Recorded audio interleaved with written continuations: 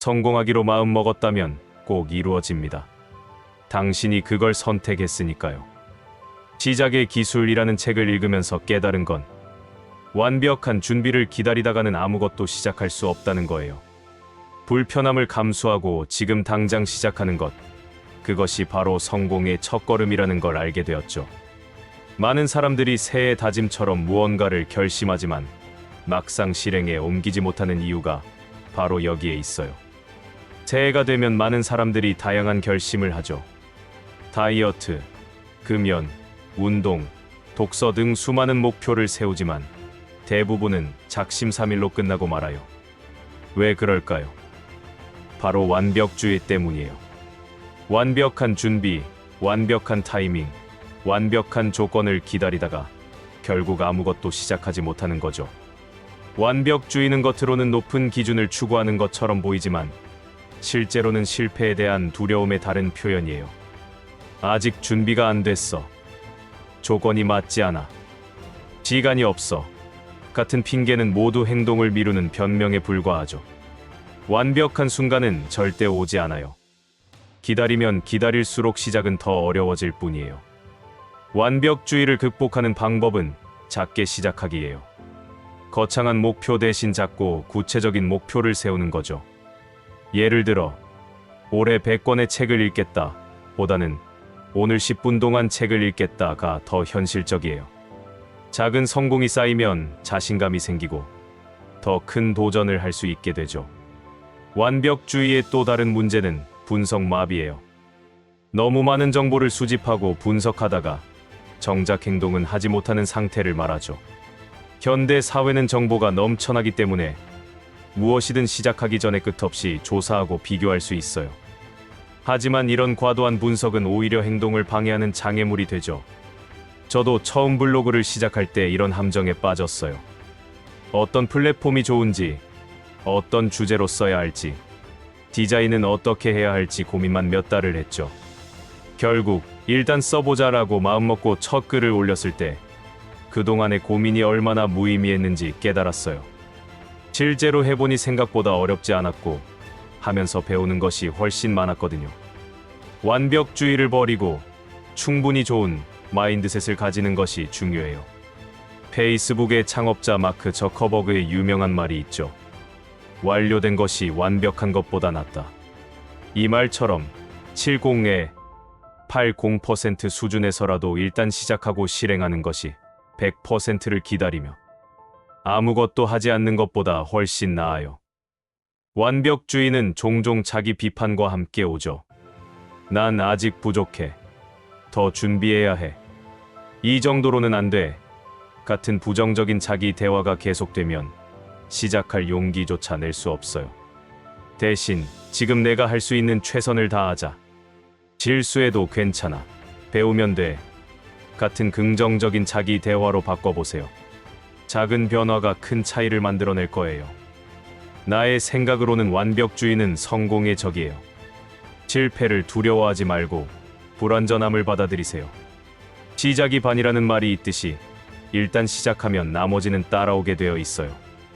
완벽한 순간을 기다리지 말고 지금 이 순간 할 수 있는 작은 일부터 시작해보세요. 그것이 바로 시작의 기술이에요.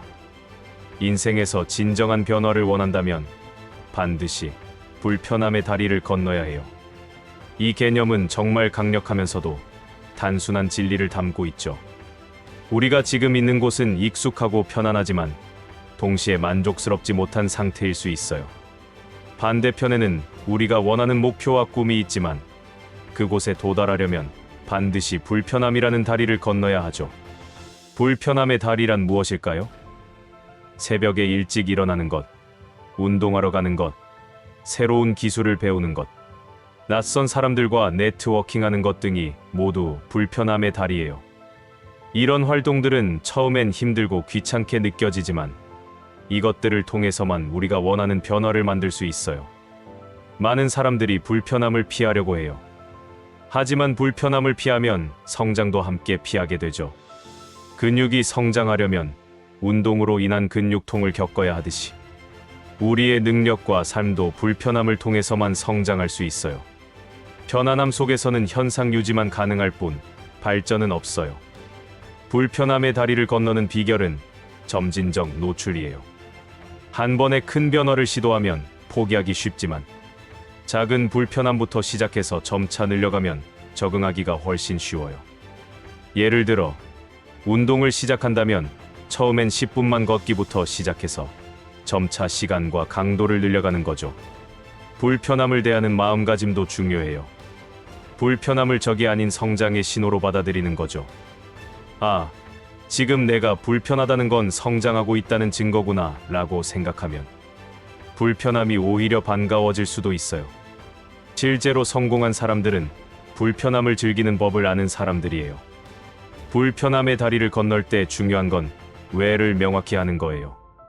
내가 왜 이 불편함을 감수해야 하는지, 다리 건너편에 무엇이 있는지를 분명히 알면 견디기가 훨씬 쉬워져요. 저의 경우엔 경제적 자유를 얻어서 내가 하고 싶은 일을 하며 살고 싶다는 명확한 목표가 있었기에 모든 불편함을 견딜 수 있었어요. 불편함의 다리를 건너는 또 다른 방법은 동료 찾기예요. 혼자서는 힘든 일도 함께하면 견딜 수 있죠. 같은 목표를 가진 사람들과 커뮤니티를 만들거나 서로를 격려하고 책임감을 갖도록 하는 파트너를 찾는 것도 좋은 방법이에요. 저도 투자 스터디 그룹을 만들어서 함께 공부하고 정보를 공유했는데 큰 도움이 되었답니다. 불편함의 다리를 건너고 나면 놀라운 일이 일어나요. 한때는 불편했던 것들이 새로운 일상이 되고 더 이상 불편하지 않게 되죠. 그리고 또 다른 불편함의 다리가 보이기 시작해요. 이렇게 계속해서 불편함의 다리를 건너다 보면 어느새 처음엔 상상도 못했던 곳에 도달해 있는 자신을 발견하게 될 거예요. 불편함을 두려워하지 마세요. 그것은 성장으로 가는 유일한 길이니까요. 우리는 하루에 수만 번의 생각을 하고 그중 대부분은 자기 자신과의 대화예요. 난 할 수 있어. 이건 너무 어려워. 실패하면 어쩌지? 같은 생각들이 끊임없이 머릿속을 맴돌죠. 이런 자기 대화가 우리의 행동과 결과에 엄청난 영향을 미친다는 사실 알고 계셨나요?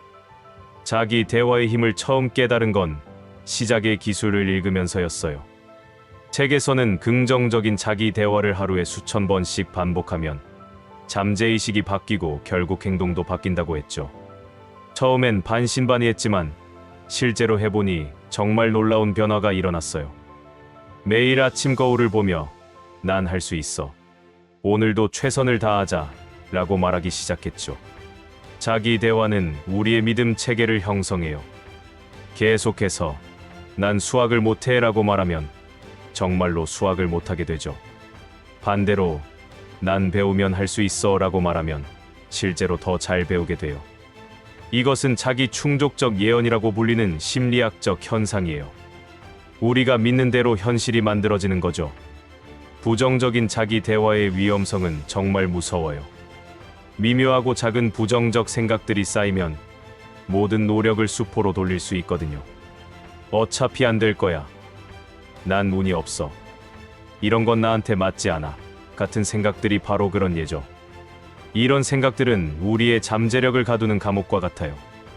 효과적인 자기 대화를 위한 첫 번째 단계는 인식이에요. 자신이 어떤 생각을 하고 있는지 의식적으로 관찰하는 거죠. 처음엔 어색하겠지만 하루에 몇 번씩 지금 나는 어떤 생각을 하고 있지?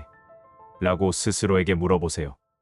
부정적인 생각을 하고 있다면 즉시 긍정적인 생각으로 바꾸는 연습을 하는 거예요. 자기 대화를 바꾸는 강력한 방법 중 하나는 확언이에요. 매일 아침 일어나서 그리고 잠들기 전에 긍정적인 문장을 반복해서 말하는 거죠.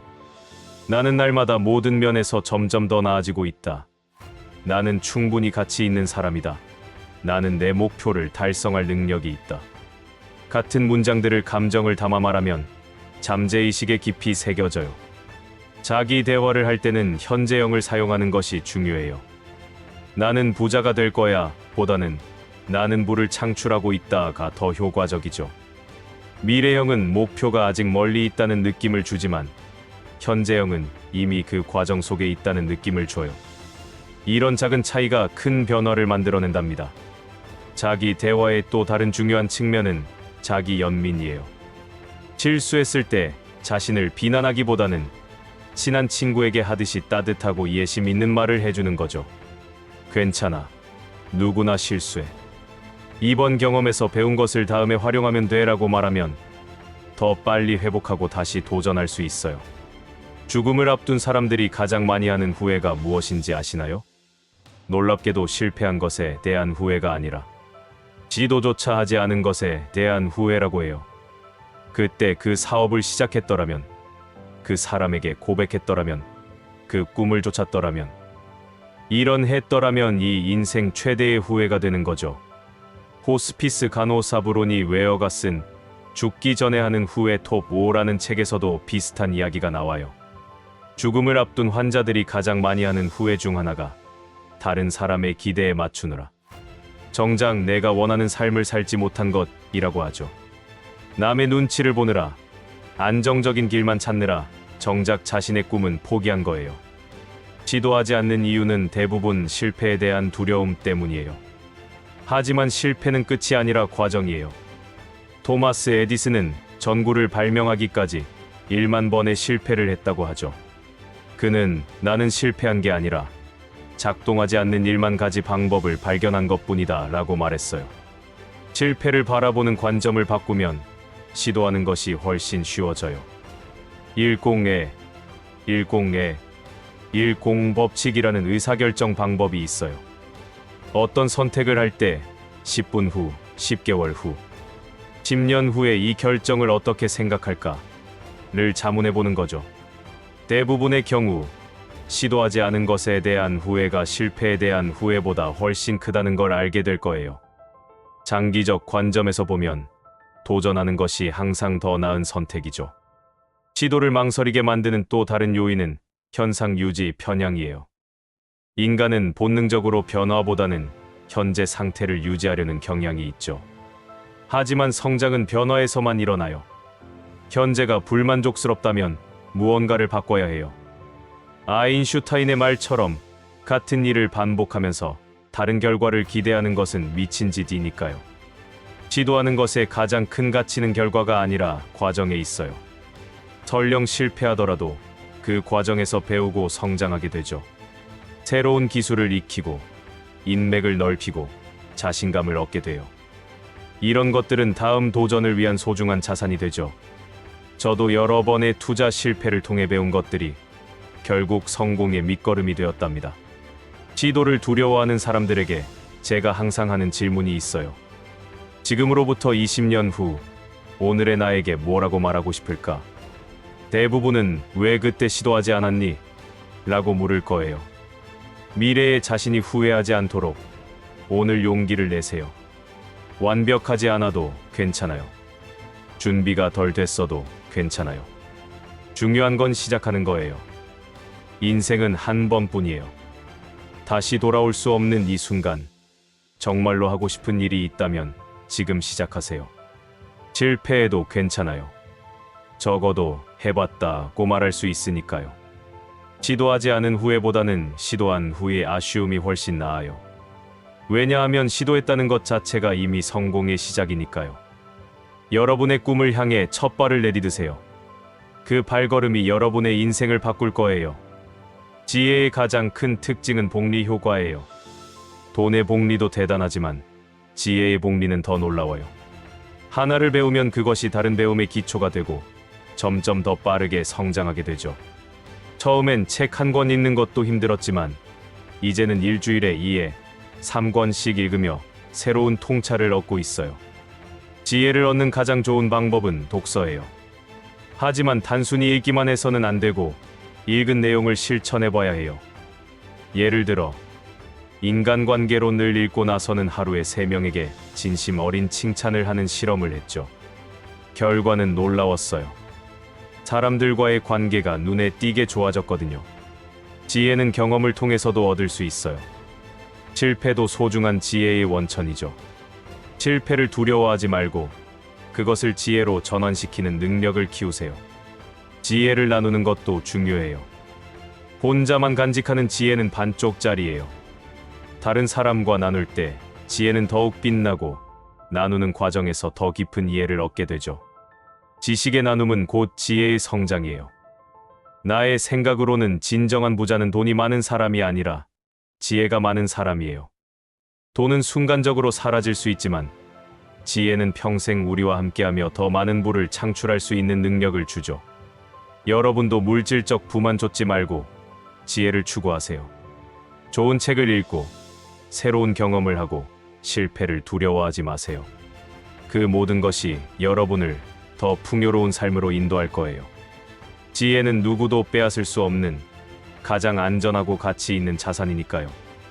오늘부터 지혜의 복리 효과를 경험해 보세요.